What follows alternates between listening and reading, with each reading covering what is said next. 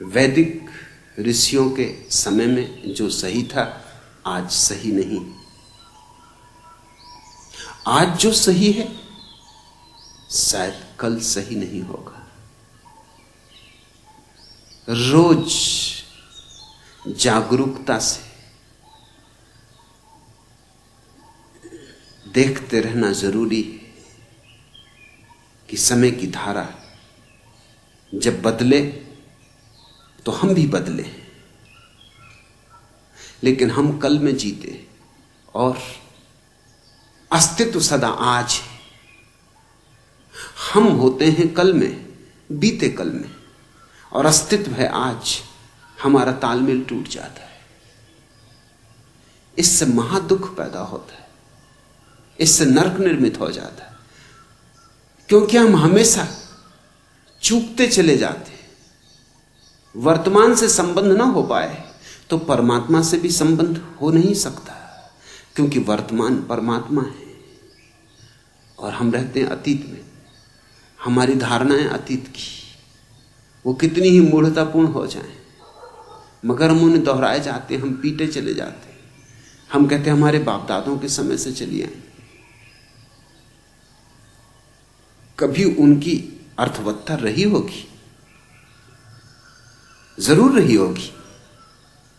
वे पैदा इसलिए हुई कि समय की मांग रही होगी, लेकिन अब उनका कोई मूल्य नहीं। जैसे वैदिक ऋषि आशीर्वाद देते थे नव दंपतियों को कि तुम्हारे बहुत बच्चे हों, आज अगर कोई ये आशीर्वाद देगा तो गलत होगा। आज तो आशीर्वाद होना चाहिए तुम्हारे बच्चे बिल्कुल ना हो।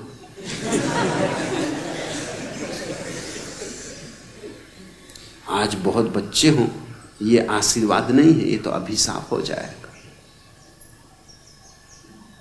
समय बदल गया, स्थिति बदल गई। वैदिक ऋषियों के समय में पृथ्वी ज्यादा थी, लोग कम थे। आज पृथ्वी कम है और लोग ज्यादा हैं। लोगों से दबी जा रही है पृथ्वी, मिटी जा रही है पृथ्वी, तो वही जीवन मूल्य नहीं रह सकते। मुझसे लोग पूछते हैं कि संतति नियमन का उपयोग करना, तो जो आत्माएं रुक जाएंगी, पैदा ना हो पाएंगी, उनका क्या होगा?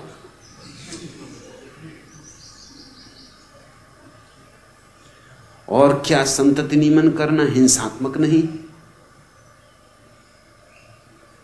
क्योंकि तुमने किसी को पैदा नहीं होने दिया, उसकी हत्या कर दी, होने के पहले ही हत्या कर दी।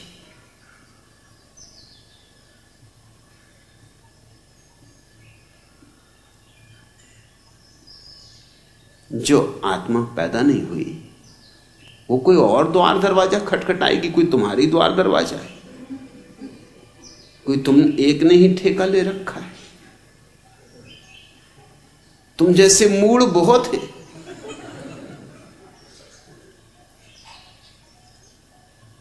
और कोई ये एक ही पृथ्वी है। वैज्ञानिक कहते हैं इस तरह की कम से कम 50,000 पृथ्वियों पर जीवन, कम से कम 50,000, ज्यादा पर होगा लेकिन कम से कम 50,000 पर तो निश्चित है। तो तुम्हें क्या चिंता पड़ी? तुमने कौन सा ठेका लिया हुआ है आत्माओं को जन्माने का?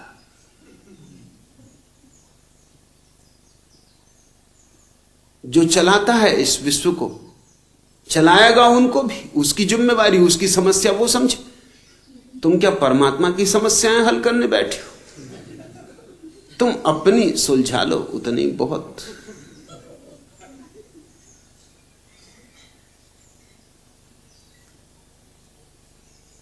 लेकिन लोग तरह तरह के प्रश्न पूछते हैं सिर्फ इसलिए कि पुरानी धारणा किसी तरह बची रहे, किसी तरह हम पुराने से चिपके रहे। और सब बदल गया है।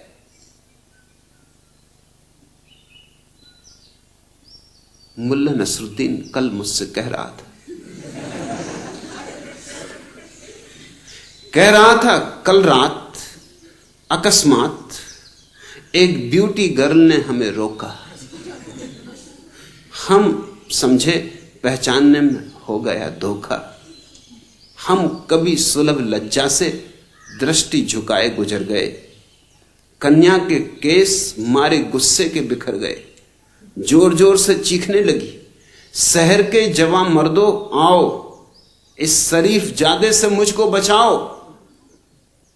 मैं अलकों में अवध की शाम, होठों पे बनारस की सुबह और चेहरे पे कश्मीर का पानी रखती हूं, फिर भी इस लफंगे ने मुझको नहीं छेड़ा। क्या मैं इसकी मां लगती हूं?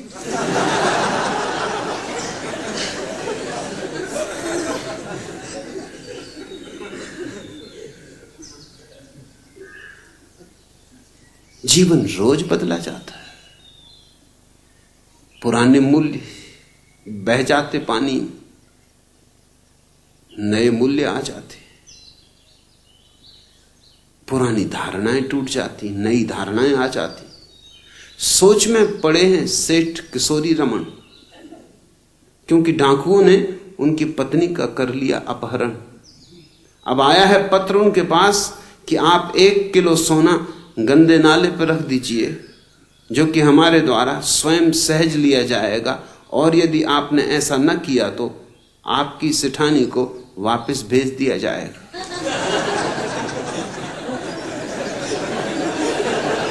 वो दिन गए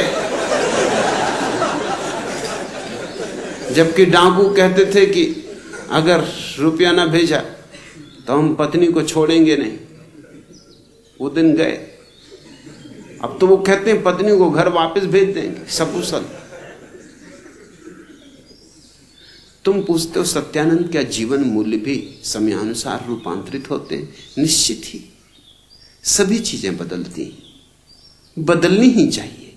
बदलना ही जीवन का क्रम है, और बदलना शुभ भी है। बदलती है इसलिए तो जीवन नया रहता है, ताजा रहता है, प्रफुल्लित रहता है। इस देश में नहीं बदलती, यही हमारी अड़चन है। इस देश में सब सड़ गया है, सब गंदा हो गया है। इस देश में आज तो है ही नहीं, बस कल ही कल है। रामराज्य हो चुका, स्वर्ण युग हो चुका, सतयुग हो चुका, सब हो चुका। अब हम यहां क्या कर रहे हैं? कोई ये पूछते नहीं कि अब तुम क्या कर रहे हो। जब सब हो ही चुका तब तुम भी हो चुको। अब तुम क्यों नाहक कष्ट उठा रहे हो? अब कुछ होने को तो बचा नहीं। अब तो कलयुग ही कलयुग है, दुर्दिन ही दुर्दिन। अब तो दुख ही दुख है। अब सार क्या है जीने में? 2 हिप्पी कैलिफोर्निया के एक रास्ते से गुजर रहे थे, महा हिप्पी। मील भर तक चलते रहे चुपचाप, अपनी अपनी धुन में मस्त। आखिर एक ने दूसरे से कहा कि अब बर्दाश्त के बाहर, क्या तूने अपने पतलून में पाखाना किया है?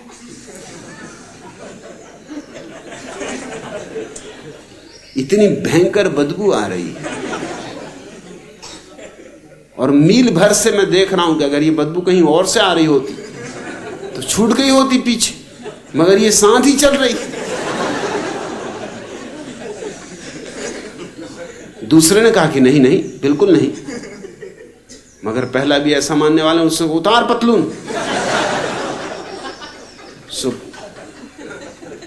उसके मित्र ने पतलून उतारी।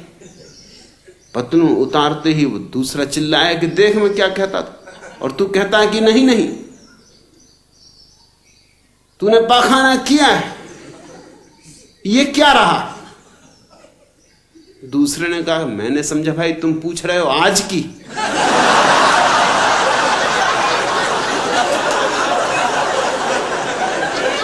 आज नहीं किया।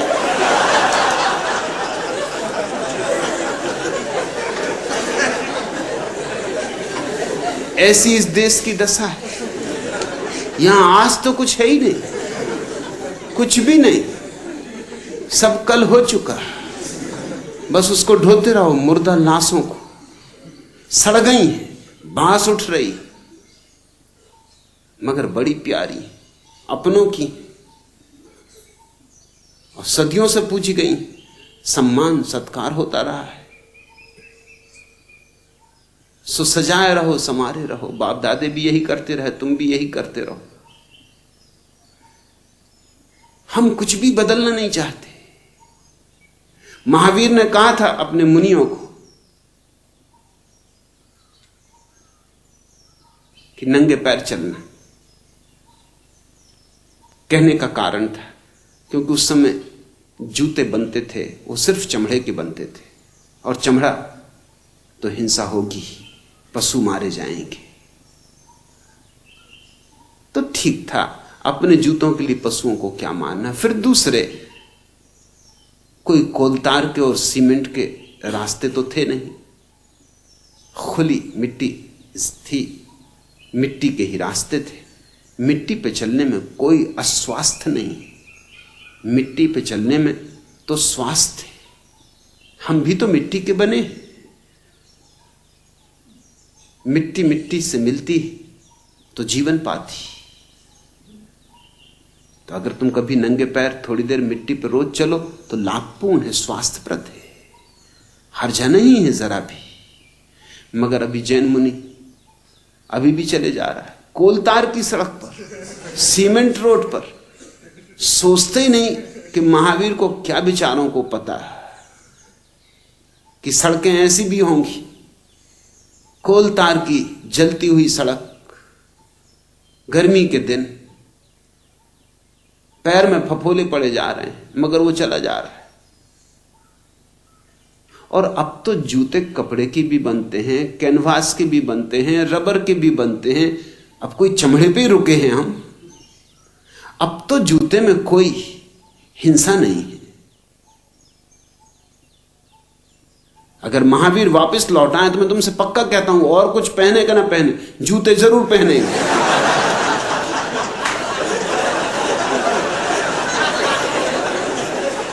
एक दिन एक आदमी ने और उसकी पत्नी ने मुल्ला नसरुद्दीन के द्वार पर दस्तक दी। दरवाजा खोला, नसरुद्दीन ने झांक के देखा, पति पत्नी खड़े। पति पत्नी बहुत हचकचाए क्योंकि मुल्ला बिल्कुल नंगा था, जूते पहने था और टोप लगाया था, टाई भी बांध रखी थी।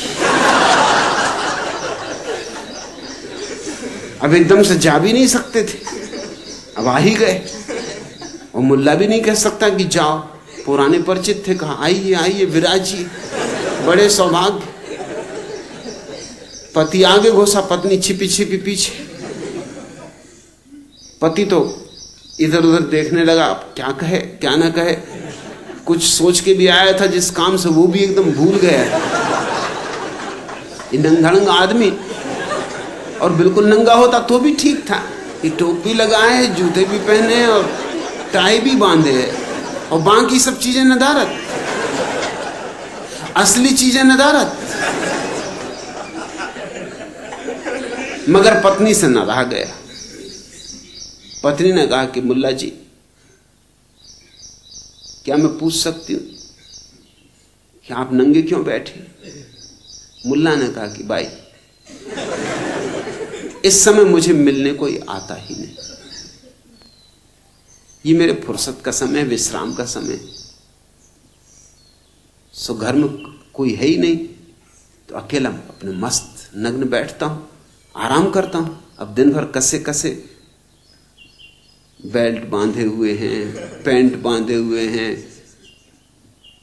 जैकेट पहने हुए हैं, कोट चढ़ाए हुए हैं, जान निकल जाती। तो जरा आराम कर रहा था, तो उसने कहा ये भी समझ में आ गया, तो फिर ये जूते और ये टाई और ये हैट ये क्यों पहने हुए हो? तो मुल्ला ने कहा कि ये इसलिए कि शायद भूले भट के कोई आ ही जाए। अब तुम ही आ गए। ऐसा कभी कभी कोई भूले भटके आ जाए। मैं तुमसे पक्का कहता हूं, महावीर अगर दोबारा हो तो जूते जरूर पहनेंगे। टाई और हैट की तो मैं नहीं कह सकता, वैसे अच्छा रहेगा। चटाई का हैट धूप धाप में बचाव भी करेगा और चटाई में कोई हिंसा भी नहीं। जापानी ढंग का चटाई का हैट सुंदर रहेगा।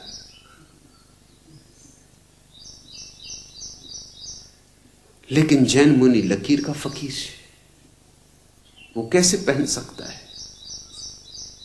पैर में फफोले पड़ जाते हैं जैन साध्वियों के, साधुओं के, कपड़े बांध लेते हैं उन पर। मेरे पास एक दफा जैन साध्वियां मिलने आई, उनके पैर में फफोले, घाव, उन पर वो कपड़े बांधे हुए, कपड़े भी उन्होंने इस तरह से बांधे हुए कि करीब करीब जूते का काम दे रहे हैं। मैंने कहा ये मतलब क्या है? फिर जूते में क्या हर्जा है? इतना चिंधियां बांधी हैं कि वो करीब करीब जूते का काम ले रही हैं उन चिंधियों से। इतनी गंदी चिंधियां ढोने की बजाय कपड़े के जूते में क्या हर्ज? उन्होंने कहा आप कहते हैं तो हम भी समझते, मगर शास्त्र में नहीं लिखा है। तो मैंने कहा शास्त्र में लिख लो, शास्त्र का कोई, शास्त्र क्या रोक सकता है? मेरे पास ले आओ, मैं लिख देता हूं। शास्त्र की क्या हैसियत है जो रोके किसी को? अरे शास्त्र अपना है कि हम शास्त्र के? समय बदलेगा तो सभी मूल्य बदलेंगे, और वही जाति जीवित होती है जो समय के साथ बदल जाती है, वही व्यक्ति जीवित होते हैं जो समय के साथ बदल जाते हैं। यह देश मुर्दा है, कब्रिस्तान है, एक मरघट है, बड़ा मरघट, जिस पर महात्मा धूनी रमाए बैठे। बस धूनी रमाने का काम, और कुछ काम बचा नहीं है, सब काम पहले हो चुका। अब तो निष्काम भाव से मरघट में बैठो, धुनी रमाओ, राम राम जपो। कुछ बचा नहीं जैसे हमारे हाथ में करने को। सारी पृथ्वी कितने महत् कार्यों में संलग्न है। शायद इतने महत्कारी कभी नहीं हुए थे जितने महत्कारी आज हो रहे हैं, क्योंकि इतना विज्ञान न था, इतनी टेक्नोलॉजी न थी, इतने हमारे हाथ में साधन न थे, इतनी समझ न थी। आज सब साधन है, सब समझ है। आज हम इस पृथ्वी को स्वर्ग तुमने कभी गौर किया है कि इंसान लगातार बोलता रहता है, बाहर जुबान से, भीतर मन से, जागते हुए, सोते हुए, अकेले में भी, भीड़ में भी। जैसे किसी को डर हो कि अगर बोलना रुक गया तो कुछ खो जाएगा। लेकिन सच्चाई उल्टी है, जितना ज्यादा बोलते हो उतना खोते जाते हो, और जितना भीतर चुप उतरते हो उतना अनमोल बनते जाते हो। लेकिन यह बात समझ में तभी आती है जब तुमने थोड़ी देर के लिए ही सही मौन को छू कर देखा हो। तुमने कभी खुद को कुछ मिनटों के लिए शांत किया है, बिना मोबाइल, बिना किसी से बात किए, बिना विचारों को पकड़े हुए, बस शांत होकर बैठ जाना। शुरू में अजीब लगता है, बेचैनी होती है, क्योंकि हम शोर के आदी हो चुके हैं। हमें अंदर की चुप्पी से डर लगता है। हम सोचते हैं कि चुप हो जाना मतलब कमजोर होना। लोग हमें दबा देंगे, हमारी आवाज नहीं सुनी जाएगी। लेकिन ये दुनिया का धोखा है। वास्तव में ताकत बोलने में नहीं, सुनने में है। शक्ति चिल्लाने में नहीं, मौन में छुपी है। आवाज बाहर को जाती है, मौन भीतर को ले जाता है। लोग अक्सर पूछते हैं, मौन इतना मूल्यवान क्यों है? जवाब सरल है, क्योंकि मौन तुम्हें तुम्हारे असली स्वरूप से जोड़ता है। शब्द हमेशा किसी न किसी उद्देश्य से निकलते हैं, समझाने के लिए, मनाने के लिए, प्रभावित करने के लिए, बचाव करने के लिए। शब्दों में हमेशा कोई चाहत छिपी होती है, मौन में कोई चाहत नहीं होती। मौन में तुम सिर्फ होते हो, जैसे अस्तित्व है, जैसे पेड़ है, जैसे नदी है। मौन में कोई मैं नहीं रहता, और जब मैं गायब हो जाता है तभी तुम अनमोल हो जाते हो। तुमने देखा होगा, जो लोग बहुत बोलते हैं उनकी बातों की कीमत घट जाती है। वे बोलते बोलते खुद को सस्ता बना लेते हैं। पर जो कम बोलते हैं, जब बोलते हैं तो लोग सुनने को मजबूर हो जाते हैं। क्यों? क्योंकि उनकी चुप्पी उनके शब्दों को गहराई देती है। उनका हर वाक्य जैसे भीतर से आता है। वे बिना वजह नहीं बोलते। वे तभी बोलते हैं जब कुछ सचमुच कहना होता है, और उनकी चुप्पी के पीछे एक उपस्थिति होती है, एक ऊर्जा होती है जो बिना बोले भी महसूस होती है।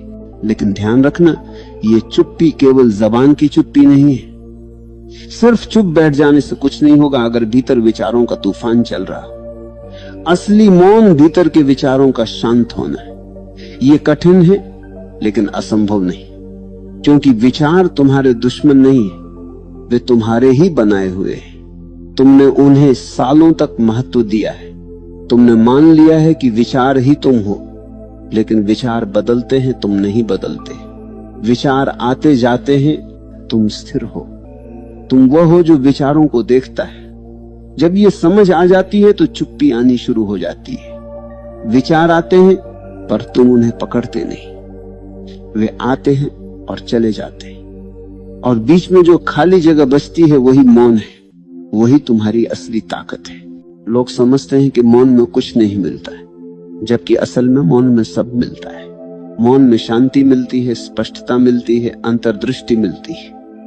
जो बातें लाखों शब्दों से भी नहीं समझी जा सकती, एक क्षण के मौन से समझ आ जाती है। मौन किताब नहीं है, अनुभव है। मौन सिद्धांत नहीं, जीवन है। मौन में बैठकर तुम खुद को पहली बार महसूस करते हो, और जब तुम खुद को महसूस कर लेते हो तुम अनमोल हो जाते हो। क्योंकि जो व्यक्ति खुद को जान लेता है, फिर दुनिया उसे क्या दे सकती है। जो भीतर से भरा हो वो बाहर कुछ मांगता नहीं। जो भीतर से शांत हो वो किसी का गुलाम नहीं बनता। जो भीतर से जागा हो वो किसी की नकल नहीं करता। वही अनमोल है। कभी तुमने सुना है कि हीरा आवाज करता है? नहीं, कंकड़ आवाज करते हैं, हीरा नहीं। पेड़ जब छोटा होता है हवा चलने पर बहुत हिलता है, लेकिन जब वही पेड़ विशाल हो जाता है, जड़ें गहरी हो जाती, तब तूफान भी आ जाए वह स्थिर रहता है। मौन वही स्थिरता है। मौन अंदर की जड़ों को गहरा करता है, और जितनी गहरी जड़ें उतना मजबूत पेड़। जितना मौन उतनी मजबूती, जितना मौन उतनी गहराई, और जितनी गहराई उतनी अनमोलता। लोग कहते हैं हम चुप रहेंगे तो कोई हमें समझेगा नहीं, लेकिन सच्चाई उल्टी है। जब तक तुम बहुत बोलते हो लोग तुम्हें समझ ही नहीं सकते, क्योंकि तुम लगातार शोर में हो, और शोर में कोई किसी को नहीं सुन पाता। जब तुम शांत हो जाते हो तुम्हारे शब्द कम पर गहरे हो जाते हैं। तुम्हारी आंखें बोलने लगती हैं, तुम्हारा चेहरा बोलता है, तुम्हारी उपस्थिति बोलती है। तब तुम बिना बोले भी समझे जाते हो। सबसे बड़ी बात यह है कि पहले तुम खुद को समझने लगते हो, फिर दुनिया तुम्हें समझना शुरू करती है। समाज ने हमें एक झूठ सिखाया है, बोलो तभी पहचान मिलेगी। सच ये है, पहले बनो, फिर बिना बोले भी पहचान खुद आ जाएगी। हमें बोलने की इतनी आदत है कि हम खुद को भी नहीं सुन पाते।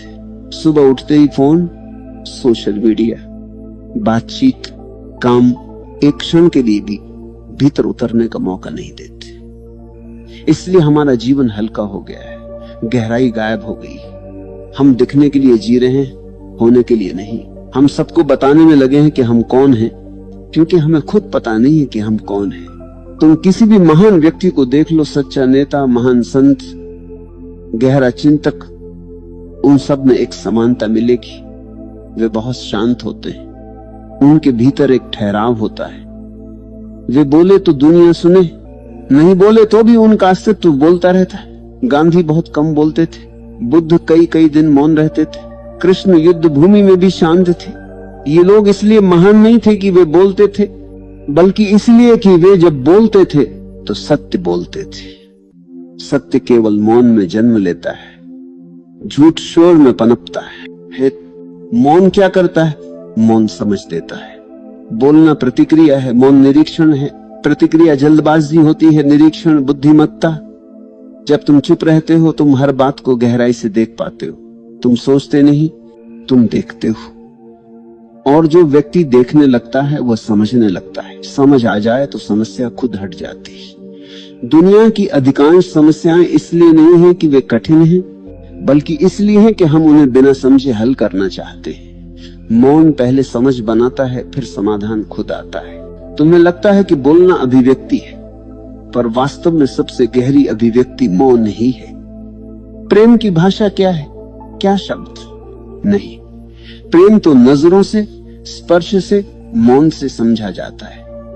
दो प्रेमी साथ बैठे हो, बिना कुछ कहे फिर भी बहुत कुछ कह दिया जाता है। शब्द वहां कमजोर पड़ जाते हैं, मौन ही पर्याप्त होता है। इसी तरह भगवान या अस्तित्व को भी शब्दों से नहीं छुआ जा सकता, उसे केवल मौन से महसूस किया जा सकता है, क्योंकि शब्द हमेशा सीमा देते हैं, मौन अनंत है। शब्द मन से आते हैं, मौन हृदय से आता है। शब्द विभाजित करते हैं, मौन जोड़ता है। तुम सोच रहे होगे अगर इतना गहरा मौन है तो इसे कैसे लाया जाए?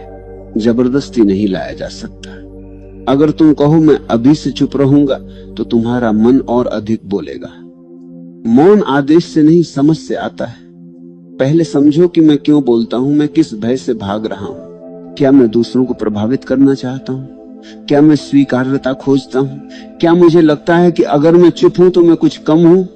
जब तुम खुद से ईमानदारी से ये प्रश्न पूछते हो, तब धीरे धीरे समझ आ जाएगी कि तुम्हारा बोलना अक्सर भीतर की कमी को ढकने का साधन है। और जैसे ही तुम इसे पहचान लोगे, बोलना घटने लगेगा। तुम स्वाभाविक रूप से शांत होने लगोगे और ये चुप रहना बोझ नहीं लगेगा, आनंद देगा। फिर तुम मौन से डरोगे नहीं, मौन की तरफ भागोगे। मौन का मतलब ये नहीं कि तुम हमेशा गंभीर हो जाओ। सच्चा मौन तो बहुत आनंद से भरा होता है। वो दबाव नहीं देता, वो हल्का बनाता है। सच्चे मौन वाला व्यक्ति हंस भी सकता है, नाच भी सकता है, बोल भी सकता है, लेकिन भीतर से शांत रहता है। उसका बोलना भी मौन से जन्म लेता है। वह कुछ बोलता है तो शब्दों में संगीत होता है, उसमें भार नहीं होता, गंध नहीं होती। उसका हर वाक्य जैसे किसी गहरे सागर से निकला हो। अगर तुम सच में अनमोल बनना चाहते हो तो खुद की कीमत दूसरों से मत मांगो। दुनिया कभी तुम्हारी असली कीमत नहीं समझ सकती जब तक तुम खुद नहीं समझते। और तुम खुद को तब समझोगे जब थोड़ी देर के लिए रुकोगे। रुकना, शांत होना, भीतर झांकना, यही मौन का पहला कदम है। शुरुआत में मुश्किल लगेगा, मन हजार बहाने बनाएगा, समय नहीं है, बोरियत होगी, नींद आएगी, कुछ काम है। लेकिन अगर तुम सच में बैठ गए कुछ मिनट भी, तो तुम देखोगे कि तुम्हारे भीतर कितनी हलचल है। पहले तो ये हलचल दिखेगी, फिर धीरे धीरे ये हलचल शांत होने लगेगी। जैसे गिलास में गंदा पानी हो, उसे हिलाओ तो गंदगी ऊपर रहती है, उसे चुपचाप रख दो, गंदगी नीचे बैठ जाती है, पानी साफ हो जाता है। तुम्हारा मन भी ऐसा ही है, उसे थोड़ी देर बिना हिलाए रहने दो, वह खुद शांत हो जाएगा। लेकिन हम खुद ही मन को हिलाते रहते हैं, कभी विचारों से, कभी शब्दों से, कभी चिंता से, कभी भविष्य की कल्पना से। और फिर कहते हैं मन शांत नहीं है। मन शांत हो ही नहीं सकता जब तक तुम उसे रुकने नहीं देते। मन उसे रुकने देता है। ये रुकना ही ध्यान है। लोग ध्यान को कठिन बना देते हैं। ध्यान कुछ करने की चीज नहीं है, ये कुछ न करने की अवस्था है।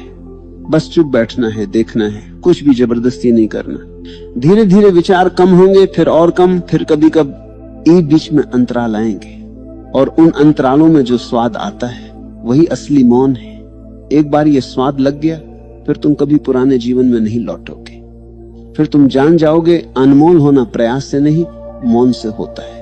तुम पूछोगे क्या मौन केवल आध्यात्मिकता के लिए है या जीवन में भी मदद करता है? जीवन की हर ऊंचाई मौन से ही आती है। सफलता पाने वाले लोग शांत निर्णय लेते हैं। गुस्से में लिया निर्णय हमेशा गलत होता है। प्रतिक्रिया में लिया निर्णय हमेशा भारी पड़ता है। लेकिन जब तुम शांत होते हो, तुम परिस्थिति को सही देख पाते हो, तुम चीजों को समझकर कदम उठाते हो। यही बुद्धिमत्ता है। तुम बोलकर नहीं, देखकर समझते हो। तुम खुद को नियंत्रित नहीं करते, तुम खुद को जान लेते हो। और जब तुम खुद को जान लेते हो तो जीवन का हर क्षेत्र बदल जाता है। रिश्ते बेहतर होते हैं, काम में स्पष्टता आती है, स्वास्थ्य सुधरता है, ऊर्जा बढ़ती है, क्योंकि अंदर का संघर्ष खत्म होता है। मौन भीतर की लड़ाई खत्म करता है। लेकिन ध्यान रहे, मौन कोई लक्ष्य नहीं, मार्ग है। ये पहुंचने की चीज नहीं, ये जीने का तरीका है। तुम हर समय मौन में रह सकते हो, चाहे बोल रहे हो या काम कर रहे हो। ये बाहर की आवाज का मौन नहीं, भीतर की उपस्थिति का मौन है। जैसे समुद्र ऊपर से लहरों से भरा होता है पर नीचे गहरे में पूर्ण शांति होती है, वैसे ही बाहरी जीवन में हलचल हो सकती है पर भीतर स्थिरता रह सकती है। यही सच्चा मौन है। और एक दिन ऐसा आता है जब तुम्हारे भीतर और बाहर दोनों मौन हो जाते हैं। तब शब्द भी मौन से जन्म लेते हैं। तब हर क्रिया ध्यान बन जाती है। तब तुम जो भी करते हो उसमें एक दिव्यता उतरती है। यही वह अवस्था है जहां इंसान अनमोल हो जाता है। उसकी उपस्थिति दवा बन जाती है, उसकी मुस्कुराहट शांति लाती है, उसका मौन संगीत बन जाता है। याद रखना, मौन में बैठना शुरुआत है, मौन में जीना पूर्णता। और ये यात्रा किसी और की नहीं, तुम्हारी है। कोई गुरु तुम्हें मौन नहीं दे सकता, वे सिर्फ दिशा बता सकते। मौन तुम्हारा अपना अनुभव है, और जैसे ही तुम इसे अनुभव कर लेते हो तुम जान जाओगे यही जीवन का सार है। बाकी सब शोर था। और अगर तुम अब इस सत्य को महसूस करना शुरू कर रहे हो तो समझ लो पहला कदम उठ चुका है। अब शब्दों के पीछे मत भागो, अर्थ के पीछे जाओ। और अर्थ हमेशा मौन में होता है। जब तुम मौन को गहराई से अपनाने लगते हो तब तुम्हारे जीवन का हर पहलू बदलने लगता है। पहले तुम केवल बहती हुई परिस्थितियों का हिस्सा थे, अब तुम उसका निरीक्षण करने वाले हो। तुम देखते हो कि हर व्यक्ति अपने भीतर शोर और बेचैनी लेकर चलता है, और यही शोर उसे गलत निर्णय, क्रोध, तनाव और उलझनों में फंसा देता है। तुम केवल देखने लगते हो बिना किसी प्रतिक्रिया के। यही समझ तुम्हें ताकत देती है। यही वह ऊर्जा है जो मौन से आती है। मौन तुम्हें यह भी सिखाता है कि जीवन में सबसे गहरा संबंध केवल दूसरों के साथ नहीं बल्कि अपने आप के साथ है। जब तुम अपने भीतर उतरते हो, अपनी भावनाओं, विचारों, भय और लालच को देखते हो, तब तुम्हें असली स्वतंत्रता मिलती है। यह स्वतंत्रता शब्दों, दौड़, पद, पैसा या दिखावे से नहीं मिलती। यह केवल मौन और स्व अवलोकन से आती है। जो व्यक्ति स्वयं के साथ ईमानदार होता है वही असली जीवन को जीता है। जब तुम भीतर शांत रहते हो तब बाहरी दुनिया का कोई शोर तुम्हें विचलित नहीं कर सकता। लोग बोलते हैं, तर्क करते हैं, विरोध करते हैं, लेकिन तुम्हारी उपस्थिति स्थिर रहती है। यह स्थिरता तुम्हें शक्ति देती है। शक्ति केवल शोर में बोलने या दूसरों को प्रभावित करने में नहीं, शक्ति तो भीतर स्थिर रहने में है। और यही स्थिरता तुम्हें अनमोल बनाती है। रिश्तों में मौन तुम्हें सबसे गहरी समझ देता है। जब तुम शांत रहते हो तब तुम किसी के गुस्से, दुहक या लालच को समझ सकते हो। तुम केवल प्रतिक्रिया नहीं देते, तुम महसूस करते हो। यही सहानुभूति है, यही संवेदनशीलता है, और यही वह गुण है जो रिश्तों को मजबूत और स्थायी बनाता है। मौन केवल व्यक्तिगत जीवन तक सीमित नहीं है, यह समाज में भी शक्ति देता है। जब तुम भीड़ में शांत रहते हो, जब तुम काम के तनाव में स्थिर रहते हो, लोग तुम्हें अलग अनुभव करते हैं। वे महसूस करते हैं कि ये व्यक्ति शोर में बह नहीं रहा, यह व्यक्ति अपनी चेतना में है। यही आकर्षण है। यही कारण है कि जो व्यक्ति मौन में स्थिर होता है वह अनमोल बन जाता है। सफलता भी मौन से आती है। जो व्यक्ति लगातार शोर मचाता है वह जल्दबाज निर्णय लेता है, प्रतिक्रिया में बोलता है और अक्सर गलतियों का शिकार होता है। लेकिन जो व्यक्ति भीतर शांत है वह विचार पूर्वक निर्णय लेता है। वह परिस्थिति का अवलोकन करता है, हर विकल्प पर ध्यान देता है और फिर कदम उठाता है। यही स्थिरता जीवन में सच्ची सफलता लाती है। जब तुम नियमित रूप से मौन का अभ्यास करते हो तब तुम्हारा मन व्यवस्थित होता है। विचारों की संख्या कम हो जाती है लेकिन उनकी गुणवत्ता बढ़ जाती है। निर्णय स्पष्ट होते हैं, कार्य प्रभावशाली हो जाते हैं। तुम जीवन के हर क्षेत्र में अधिक गहराई और प्रभाव महसूस करते हो। तुम्हारे शब्द प्रभावशाली बनते हैं लेकिन उनकी संख्या कम होती है, और यही गहराई तुम्हें अनमोल बनाती है। मौन का अभ्यास केवल चुप बैठने से नहीं होता, ये जीवन के हर कार्य में लागू होता है। तुम खाना खाते समय, चलते समय, काम करते समय भी भीतर शांत रह सकते हो। भीतर की स्थिरता तुम्हें स्पष्टता देती है। ये स्थिरता तुम्हें निर्णय लेने की शक्ति देती है, संघर्ष में संतुलन देती है और तुम्हारे जीवन को नई दिशा देती है। जब तुम गहराई में उतरते हो तब तुम्हें यह समझ आता है कि जीवन में वास्तविक मूल्य केवल अनुभव में है, दिखावे में नहीं। धन, शक्ति, पद, सामाजिक स्थिति, ये सभी बाहरी छाया है, वास्तविकता भीतर है और वही अनमोल है। मौन तुम्हें अपने डर, अपने गुस्से, अपने लालच, अपने ईर्ष्या, अपने भय के सामने लाता है। ये तुम्हें उनसे सामना कराता है और जब तुम उनका सामना करते हो तब तुम मुक्त हो जाते हो। ये मुक्ति केवल बाहरी नहीं, भीतर की मुक्ति है। यही मुक्ति तुम्हें अनमोल बनाती है। और फिर पौंग, जब तुम भीतर स्थिर हो जाते हो तब तुम्हें यह भी दिखता है कि हर व्यक्ति अपने भीतर संघर्ष कर रहा है। कोई भी खाली नहीं है, कोई भी शांत नहीं, लेकिन जो व्यक्ति अंदर से शांत है वह दूसरों के लिए भी शांति लेकर आता है। यही जिम्मेदारी है, यही उपहार है। मौन तुम्हें यह सिखाता है कि जीवन केवल प्रतिक्रियाओं का सिलसिला नहीं है, यह अनुभव का सिलसिला है। हर परिस्थिति, चाहे अच्छी हो या बुरी, केवल अनुभव है और जब तुम अनुभव के स्तर पर रहते हो तब निर्णय स्वतः सही हो जाते हैं, जीवन सहज हो जाता है। मौन केवल ध्यान का साधन नहीं है, ये जीवन का तरीका है। जब तुम इसे अपनाते हो तब हर कदम में स्थिरता आती है, हर शब्द में प्रभाव आता है, हर क्रिया में गहराई आती है। ये जीवन का सबसे बड़ा रहस्य है और यही कारण है कि जो व्यक्ति मौन को अपनाता है वो अनमोल बन जाता है। मौन तुम्हें यह दिखाता है कि जीवन में असली शक्ति दूसरों को नियंत्रित करने में नहीं बल्कि स्वयं को नियंत्रित करने में है। जितना शांत तुम भीतर रहोगे उतना ही स्पष्ट तुम्हारा दृष्टिकोण होगा। जितना स्पष्ट दृष्टिकोण उतना सही निर्णय, जितना सही निर्णय उतना जीवन में सफलता, संतुलन और आनंद। तुम देखोगे कि मौन केवल बैठने या ध्यान लगाने की क्रिया नहीं है, यह जीवन का व्यवहार है। तुम्हारा बोलना, सुनना, देखना, समझना सभी मौन से प्रभावित होते हैं। हर क्रिया में गहराई और अर्थ आता है। यही असली अनमोलता है। जब तुम गहराई से मौन का अनुभव करते हो तब तुम्हें यह समझ आता है कि जो लोग बहते हुए शोर में रहते हैं वे अक्सर अपने आप से दूर होते हैं। जो व्यक्ति भीतर स्थिर है वह दूसरों के साथ भी सच्चा और ईमानदार संबंध बनाता है। यही जीवन का सार है, यही असली मूल्य है। जब तुम ये सीख लेते हो तब तुम्हारा जीवन बदल जाता है। तुम अधिक जागरूक हो जाते हो, तुम अधिक संवेदनशील हो जाते हो, तुम अधिक स्पष्ट और प्रभावशाली बन जाते हो। और यही वह अवस्था है जब इंसान वास्तव में अनमोल बन जाता है। अनमोल होना कोई दिखावा नहीं, कोई बाहरी स्थिति नहीं है, यह केवल भीतर से उत्पन्न होने वाला अनुभव है। जब तुम भीतर से शांत, जागरूक और पूर्ण हो जाते हो तब तुम्हारा अस्तित्व ही अनमोल बन जाता है। लोग तुम्हारे मौन, तुम्हारी उपस्थिति, तुम्हारे व्यवहार से प्रभावित होते हैं, न कि केवल तुम्हारे शब्दों से।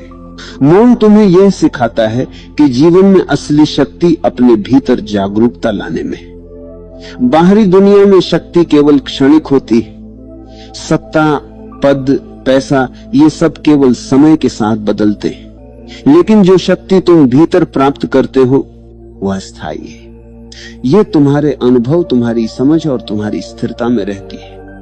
यही वह कारण है कि मौन को अपनाना अनमोल बनाता है। जब तुम मौन के माध्यम से अपने भीतर उतरते हो तब तुम्हें यह अनुभव होता है कि जीवन में हर अनुभव केवल अवसर है, हर चुनौती केवल सीख है, हर संघर्ष केवल मार्गदर्शन है। और जब तुम इसे समझते हो तब डर, तनाव और असुरक्षा धीरे धीरे गायब हो जाते हैं। यही अनुभव तुम्हें स्वतंत्र बनाता है, यही अनुभव तुम्हें अनमोल बनाता है। मौन तुम्हें यह सिखाता है कि जीवन में सबसे बड़ा उपहार दूसरों को देना नहीं बल्कि अपने भीतर से उत्पन्न होना है।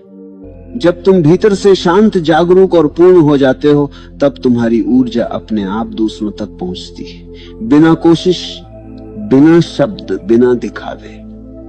यही जीवन की सबसे गहरी शक्ति है।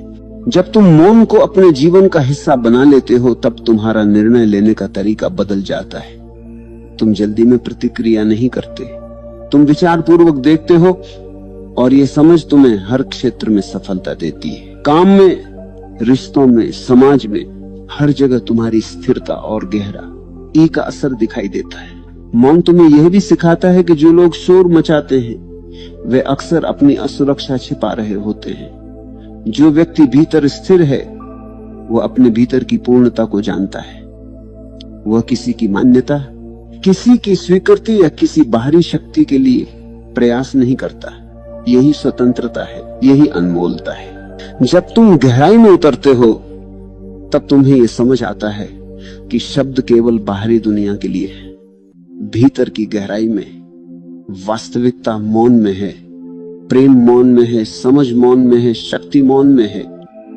और जब तुम मौन को अपनाते हो तब तुम इन सभी चीजों का अनुभव करते हो। मौन तुम्हें यह दिखाता है कि जीवन में असली मूल्य केवल बाहरी उपलब्धियों में नहीं है, असली मूल्य भीतर है। जब तुम भीतर शांत और जागरूक रहते हो तब तुम्हारा जीवन सरल, स्पष्ट और मूल्यवान बन जाता है। तुम्हारा प्रत्येक निर्णय सटीक होता है, तुम्हारा प्रत्येक कार्य प्रभावशाली होता है, और यही अनमोलता है। तुम देखोगे कि मौन केवल एक अभ्यास नहीं है, ये जीवन का दृष्टिकोण है। जब तुम इसे अपनाते हो तब जीवन का हर क्षण अर्थपूर्ण हो जाता है। तुम अनुभव करते हो कि समय तेज नहीं बल्कि गहरा है। तुम अनुभव करते हो कि जीवन केवल भागने के लिए नहीं बल्कि जीने के लिए है। मौन तुम्हें यह सिखाता है कि जीवन में सबसे बड़ी शिक्षा दूसरों से नहीं बल्कि अपने भीतर से आती है। जब तुम अपने भीतर उतरते हो तब तुम्हें यह अनुभव होता है कि भय, क्रोध, ईर्ष्या, लालच सभी केवल बाहर की हलचल है। असली स्थिरता भीतर है, और यही स्थिरता तुम्हें अनमोल बनाती है। तुम देखोगे कि जो व्यक्ति भीतर स्थिर है वह जीवन की हर परिस्थिति में सहज और प्रभावशाली रहता है। उसकी ऊर्जा दूसरों को प्रभावित कर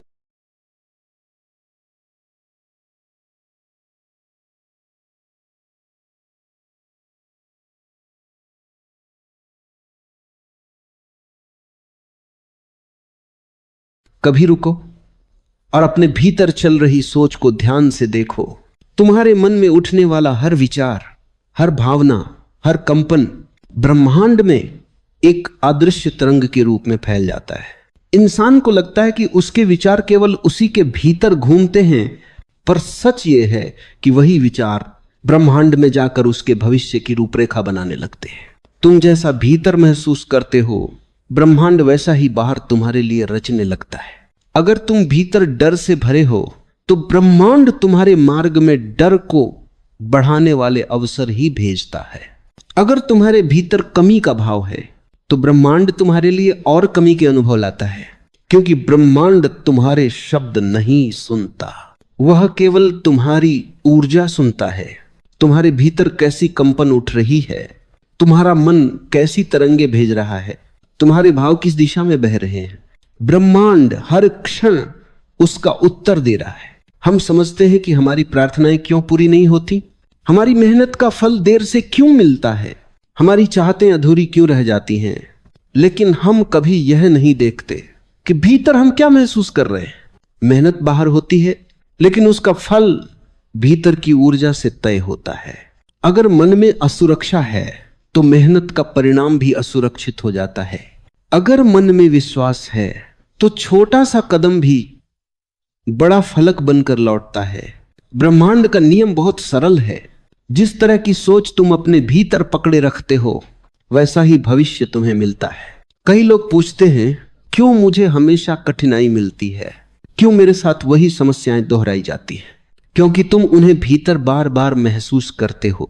तुम्हारे भीतर वो डर, वो निराशा, वो तनाव लगातार कंपन के रूप में उठते हैं, और ब्रह्मांड उन तरंगों को पहचान कर वैसे ही अनुभव तुम्हारी ओर खींच लेता है। लेकिन जब तुम भीतर भरोसा जगाते हो, चाहे हालात कितने ही कठिन क्यों न हो, तो ब्रह्मांड तुम्हारे लिए वही भरोसा बढ़ा कर देता है। तुम्हारे रास्ते पर अचानक सही लोग आने लगते हैं, अचानक किसी परिचित से मदद मिल जाती है, अचानक कोई अवसर तुम्हारे सामने आ जाता है। ऐसा लगता है जैसे ब्रह्मांड कह रहा हो, तुमने अपने भीतर जो विश्वास जगाया है मैं उसे पूरा करने आया हूं। कई बार तुमने महसूस किया होगा, जब तुम किसी अच्छे भविष्य का भाव भीतर पैदा करते हो तो कुछ ही समय में उसी दिशा के संकेत मिलने लगते।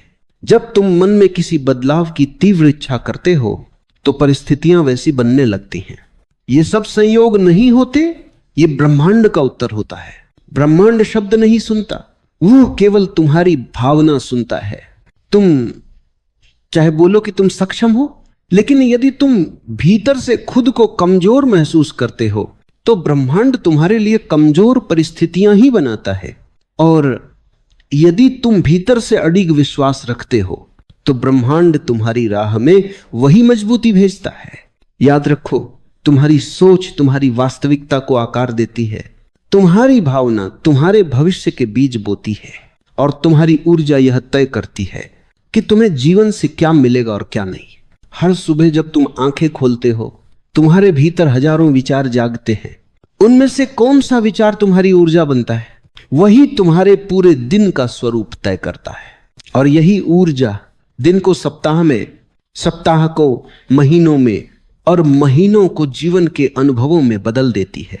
जब मन शांत होता है, निर्णय भी स्पष्ट होते हैं, रास्ते भी सरल लगते हैं, जीवन भी हल्का लगता है। लेकिन जब मन में अव्यवस्था होती है तो हर कार्य कठिन लगता है, हर राह भारी लगती है। ये घटना बाहर नहीं होती, ये भीतर की तरंगें बाहर उतरती हैं। ब्रह्मांड वह ई बढ़ाता है जो तुम महसूस करते हो। अगर तुम भीतर प्रेम रखते हो, ब्रह्मांड तुम्हारी राह में प्रेम जोड़ता है। अगर भीतर कड़वाहट है तो ब्रह्मांड तुम्हें वैसी ही स्थितियां देता है। अगर भीतर कृतज्ञता है तो ब्रह्मांड तुम्हें और देने लगता है। इसलिए अपने भीतर उठने वाली हर भावना को ध्यान से देखो, पहचानो और समझो। कौन सा विचार तुम्हारी सहायता कर रहा है, कौन सा विचार तुम्हें गिरा रहा है, कौन सी भावना तुम्हारे लिए रास्ते खोल रही है और कौन सी भावना तुम्हें रोके हुए है। क्योंकि विचार मात्र क्षणिक ख्याल नहीं होते, वे ब्रह्मांड में भेजे गए संदेश होते हैं और ब्रह्मांड हर संदेश का उत्तर देता है, चाहे वो डर का हो, चाहे कमी का हो या चाहे भरोसे का।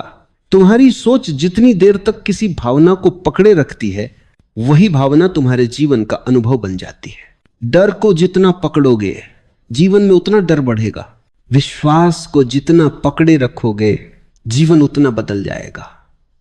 कभी कभी हम जीवन को बदलने के लिए बाहर बहुत कुछ खोजते हैं, नए लोग, नए मौके, नए रास्ते, नई शुरुआतें। लेकिन सच यही है कि जीवन बदलने की असली शुरुआत हमारे भीतर की सोच से होती है। और जब वह सोच बदलती है तभी ब्रह्मांड भी हमारे जीवन में बदलाव लाता है। ब्रह्मांड का स्वभाव बड़ा ही अद्भुत है। वह तुम्हारे मन के भीतर चल रहे विचारों को अलग अलग रूपों में तुम्हारे सामने वापस रख देता है। अगर तुम भीतर हल्का महसूस करते हो तो ब्रह्मांड तुम्हें हल्के अनुभव देता है। अगर भीतर बोझ है तो ब्रह्मांड तुम्हारे लिए वही बोझ बनाता है। तुम क्यों मैं पूछते हो, पर ब्रह्मांड उत्तर में कहता है क्योंकि तुम्हारे भीतर यही चल रहा है। कई बार तुम सोचते हो मैं इतना मेहनत कर रहा हूं फिर भी रास्ते क्यों रुक जाते हैं, मैं सही दिशा में चल रहा हूं फिर भी परिणाम देर से क्यों मिलता है। क्योंकि प्रयास बाहर से होते हैं पर मंजिल भीतर से तैयार होती है। जो मन मंजिल को स्वीकार नहीं कर पाता वह मंजिल तक पहुंचने की ऊर्जा को रोक देता है। ब्रह्मांड तुम्हारी सोच के साथ टकराता नहीं बल्कि वही बनकर तुम्हें लौटता है। कमी सोचोगे तो कमी आएगी, असुरक्षा महसूस करोगे तो परिस्थितियां असुरक्षित होंगी। अगर तुम सोचते हो कि तुम्हें बहुत संघर्ष करना पड़ेगा तो ब्रह्मांड तुम्हारे लिए वही संघर्ष गहरा कर देगा।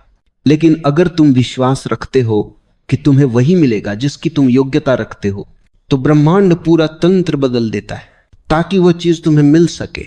यह भी एक गहरा सत्य है कि मन जितना शांत होता है ब्रह्मांड की ऊर्जा उतनी तेजी से बहती है। जब मन चिंता में होता है तो वह ब्रह्मांड की तरंगों को सुन ही नहीं पाता, लेकिन जब मन स्थिर होता है तो छोटी सी हलचल भी संकेत बनकर दिखाई देती है। इसीलिए कहते हैं शांत मन ब्रह्मांड की भाषा समझता है। कभी अपने जीवन पर नजर डालो, तुम्हारे साथ जो भी बड़ा बदलाव हुआ उससे पहले तुम्हारे भीतर कोई भाव बदला था? कभी उम्मीद पैदा हुई थी, या कभी डर बढ़ा था, या कभी एक तीव्र इच्छा उठी थी? ब्रह्मांड ने उसी भाव का उत्तर दिया। तुमने देखा होगा, जब तुम अपने जीवन में किसी बदलाव की तैयारी करते हो तो अचानक कुछ न कुछ होने लगता है। कभी कोई नया व्यक्ति आया, कभी कोई पुराना रिश्ता दूर हुआ, कभी कोई अवसर बना, कभी कोई दरवाजा बंद हुआ। यह सब ब्रह्मांड की संरचना है। वह तुम्हारी भावनाओं के आधार पर चीजों को स्थानांतरित करता है, लोगों को जोड़ता है, रास्तों को बदलता है और परिस्थितियों को नए रूप देता है।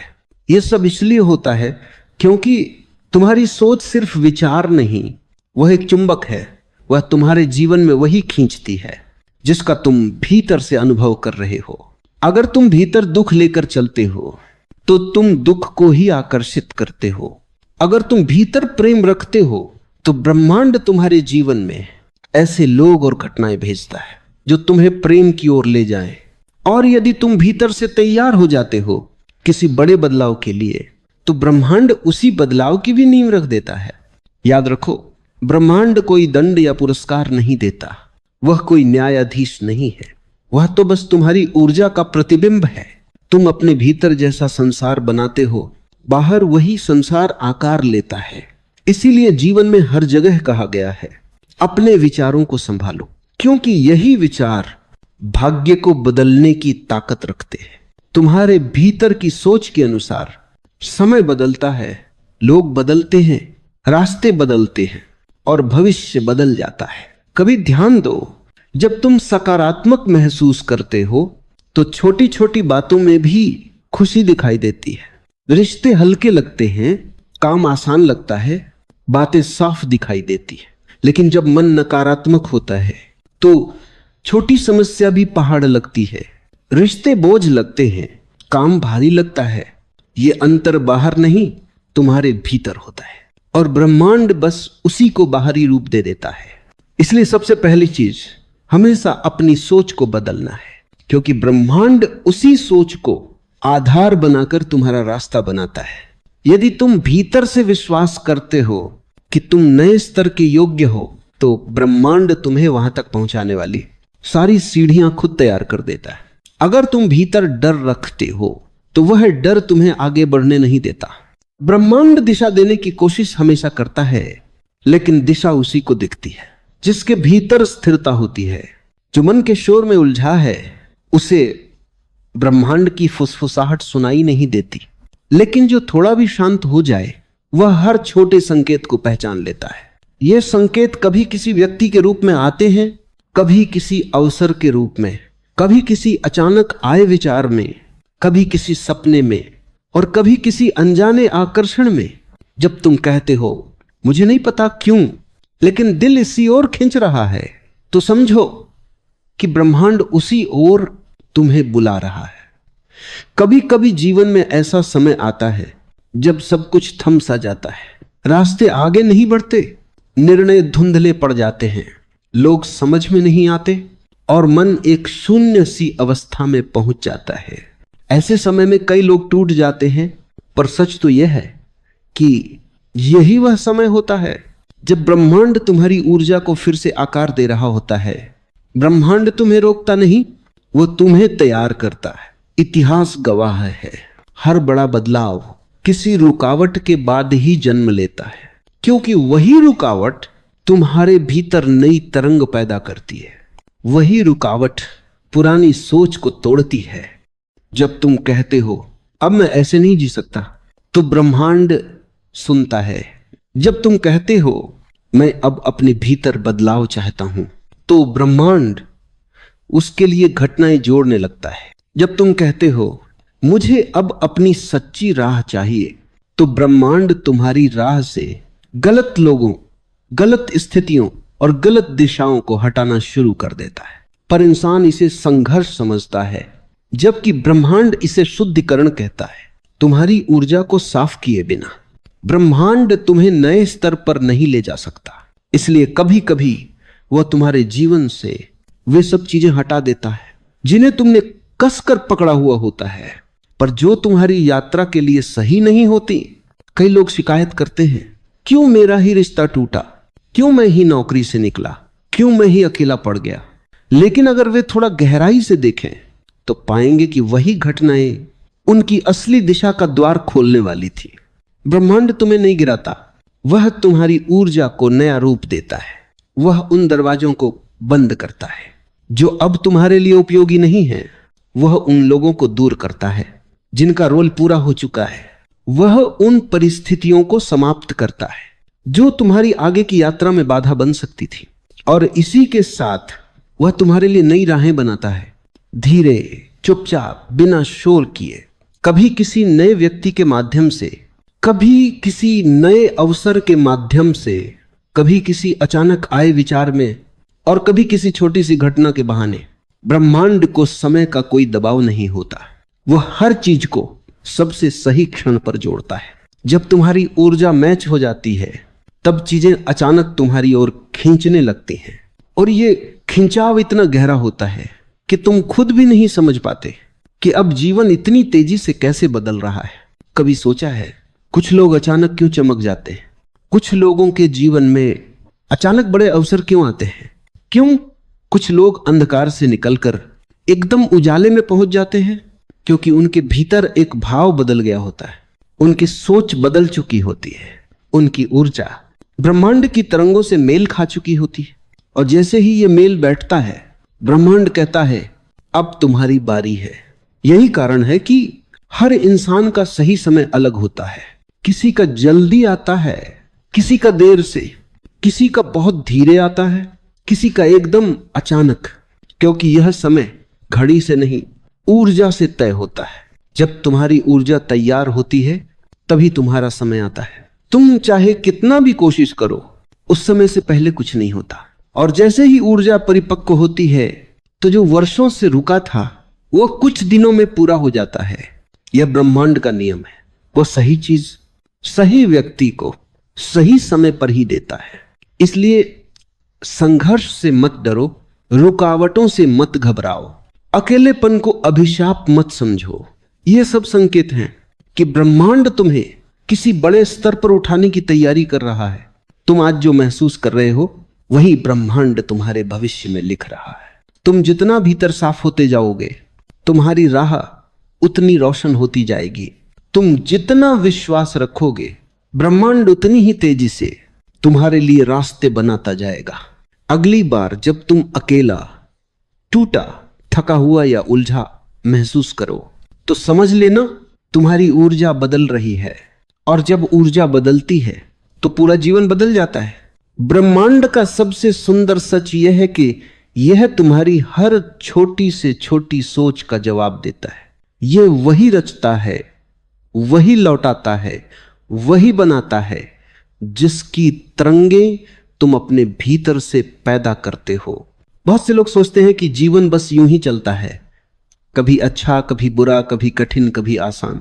लेकिन यह आधा सच है। पूरा सच ये है कि जीवन उसी दिशा में बहता है जहां तुम्हारे विचार बहते हैं। कभी कभी तुमने देखा होगा कि जब मन में चिंता होती है तो छोटी छोटी बातें भी पहाड़ लगने लगती हैं। जैसे कोई अंदर ही अंदर कह रहा हो, देख सब कुछ बिगड़ रहा है। और फिर सच में बाहर की चीजें भी बिगड़ने लगती हैं। क्यों? क्योंकि ब्रह्मांड उस ऊर्जा को महसूस करता है जो तुम अपने भीतर से भेज रहे होते हो। ब्रह्मांड शब्द नहीं पढ़ता, तुम्हारी तरंगे पढ़ता है, तुम्हारा कंपन पढ़ता है, तुम्हारे मन के भीतर का विश्वास पढ़ता है। अगर तुम एक काम के बारे में सोचते हो और मन में डर छुपा हुआ है तो तुम्हें वही रास्ता मिलेगा जहां डर बढ़ता है, क्योंकि तुमने भीतर ही भीतर यह संकेत भेज दिया कि मैं तैयार नहीं हूं, मुझे भरोसा नहीं। और ब्रह्मांड वही लौटाता है जो तुमने भीतर बोया।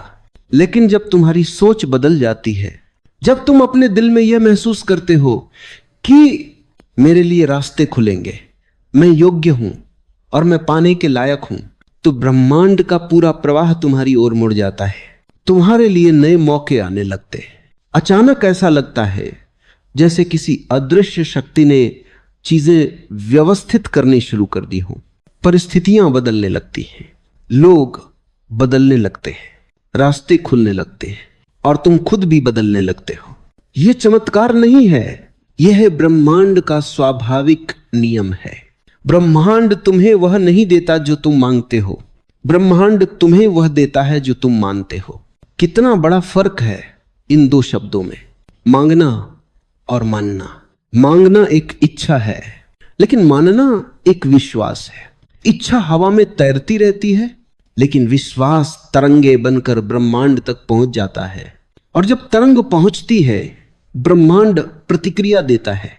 इसीलिए तुम्हारी सोच, तुम्हारा दृष्टिकोण, तुम्हारा आंतरिक संसार, यही सब वह मिलकर तुम्हारा भविष्य बनाते हैं। तुम बाहर क्या बोलते हो उससे फर्क नहीं पड़ता, तुम भीतर क्या महसूस करते हो वही सब कुछ तय करता है। ब्रह्मांड को तुम्हारी आवाज से ज्यादा तुम्हारी धड़कनें समझ में आती हैं, क्योंकि धड़कनों में सच्चाई होती है, मन में तरंगे होती है और ऊर्जा में दिशा होती है। जब तुम अपने मन में डर पैदा करते हो तो ब्रह्मांड तुम्हें ऐसे रास्ते दिखाता है जहां डर बढ़े, लेकिन जब तुम मन में भरोसा जगाते हो तो ब्रह्मांड तुम्हारे लिए राहें आसान कर देता है। यही वजह है कि कुछ लोगों का जीवन बिना ज्यादा प्रयास के भी हल्का और खुशहाल लगता है, क्योंकि उनका भीतर साफ है, उनकी तरंगें शांत हैं, उनके विचार भरोसे से भरे हुए हैं और ब्रह्मांड उसी भरोसे को सच बना देता है। इसीलिए कहा जाता है तुम सोच बदलो और जीवन बदल जाता है, क्योंकि तुम जैसे सोचते हो ब्रह्मांड वैसा ही रचने लगता है। कभी कभी हम सोचते हैं कि ब्रह्मांड तक हमारी प्रार्थनाएं तभी पहुंचती हैं जब हम शब्दों में बोलते हैं, जब हम मंत्र पढ़ते हैं, जब हम इच्छा को जोर से कहते हैं। लेकिन ब्रह्मांड शब्दों से ज्यादा मौन समझता है। तुम्हारी खामोशी में छुपी ऊर्जा, तुम्हारी आंखों में छुपी उम्मीद, तुम्हारे दिल में छुपा डर, सब कुछ उसकी भाषा है। ब्रह्मांड के लिए तुम्हारी वाणी नहीं, तुम्हारी तरंगें बोलती हैं। जब तुम थक जाते हो लेकिन फिर भी आगे बढ़ने का फैसला करते हो, ये तरंग ब्रह्मांड तक पहुंचती है। जब तुम टूट जाते हो लेकिन हार नहीं मानते, ये तरंग ब्रह्मांड को बदल देती है। जब तुम भीतर से कहते हो मैं फिर खड़ा हो जाऊंगा, तो ब्रह्मांड तुम्हारे लिए ऐसे अवसर बनाता है जिनका तुमने सपने में भी नहीं सोचा था। सच तो यह है कि तुम्हारा मौन तुम्हारी सबसे तेज आवाज है। जितना गहरा तुम्हारा मौन, उतनी दूर तक उसकी ऊर्जा फैलती है। और जब तुम्हारा हृदय अपने मौन में गिरता है तो ब्रह्मांड तुम्हारी ओर झुकता है। वह तुम्हें उठाने लगता है, तुम्हें रास्ते दिखाने लगता है, तुम्हारी उलझी परिस्थितियों को खोलने लगता है। क्योंकि ब्रह्मांड को बहानों की जरूरत नहीं होती, वो तुम्हारी सच्चाई महसूस करता है, वह तुम्हारी चाहत पहचानता है, वह तुम्हारे घावों को सुनता है, वह तुम्हारी उम्मीद से प्रेरित होता है। और जब तुम्हारी ऊर्जा सच होती है तब ब्रह्मांड अपनी पूरी शक्ति तुम्हारे पक्ष में लगा देता है। तुम सोचो, जब बीज मिट्टी के अंदर पड़ा होता है वह कोई आवाज नहीं करता, वह दुनिया से कुछ नहीं कहता, लेकिन उसका मौन, उसकी इच्छा, उसका विश्वास धरती तक पहुंच जाता है और धरती उसके लिए रोशनी, पानी, हवा सब कुछ जुटा देती है, सिर्फ इसलिए कि उसने भीतर से चाहना नहीं छोड़ा। इंसान भी ठीक वैसा ही है। तुम्हारा मौन ही तुम्हारी मांग है, तुम्हारी ऊर्जा ही तुम्हारा संदेश है, तुम्हारा विश्वास ही तुम्हारी पुकार है। अगर तुम भीतर से मान लेते हो कि मेरे लिए रास्ते खुलेंगे, तो वे खुलते ही हैं। अगर तुम भीतर से कह देते हो मैं इस दुख से बाहर आ जाऊंगा, तो ब्रह्मांड तुम्हारे चारों ओर बदलाव की हवा चला देता है। और अगर तुम भीतर से तय कर लेते हो मैं खुद को खोने नहीं दूंगा, तो ब्रह्मांड तुम्हारे लिए वह रोशनी जगाता है जो अंधेरों में भी रास्ता दिखाए। ब्रह्मांड हमेशा तुम्हारी मदद करना चाहता है, बस वह इंतजार करता है कि तुम अपनी मौन ऊर्जा से उसे संकेत दो। एक साफ संकेत, एक स्पष्ट तरंग, एक भरोसे भरा संदेश। क्योंकि मौन में बोया गया विश्वास हमेशा जीवन बनकर लौटता है। जीवन में कभी कभी ऐसे पल आते हैं जब तुम्हें लगता है कि सब कुछ खत्म हो रहा है, तुमने जितना थाम कर रखा वह सब हाथों से फिसल गया। जिसे तुमने अपना मानकर सीने से लगाया वह बीच रास्ते छोड़कर चला गया। और तुम सोचते हो क्या ब्रह्मांड देख नहीं रहा? क्या उसे पता नहीं कि मैं टूट रहा हूं? क्या उसे मेरी पीड़ा सुनाई नहीं देती? लेकिन सच यह है, ब्रह्मांड सिर्फ तुम्हारी खुशी नहीं देखता, वह तुम्हारे संघर्ष को भी महसूस करता है। और कई बार वह तुम्हें थोड़ा देर से राहत इसलिए देता है क्योंकि वह चाहता है कि तुम मजबूत होकर वापस उठो अपने असली रूप में, अपने असली प्रकाश में। जब तुम अंधेरे में होते हो तो ब्रह्मांड तुम्हें रोशनी में नहीं खींचता, क्योंकि वह जानता है कि अंधेरा ही तुम्हें उन चीजों से मुक्त कराएगा जो तुम्हें आगे बढ़ने नहीं देती। अंधेरा तुम्हें सिखाता है कि तुम्हारी ताकत तुम्हारी उम्मीद से कहीं ज्यादा है। कभी तुम रोते हुए सो जाते हो, लेकिन अगले दिन किसी अनजान वजह से थोड़ा हल्का महसूस करते हो। यह संयोग नहीं है, ये ब्रह्मांड का छोटा सा स्पर्श है। वह रात भर तुम्हारी ऊर्जा पर काम करता रहता है, तुम्हारे टूटे हिस्सों को जोड़ता रहता है, तुम्हारे बिखरे दिल को धीरे धीरे सुलझाता रहता है। ब्रह्मांड चाहता है कि तुम खुद को पहचानो।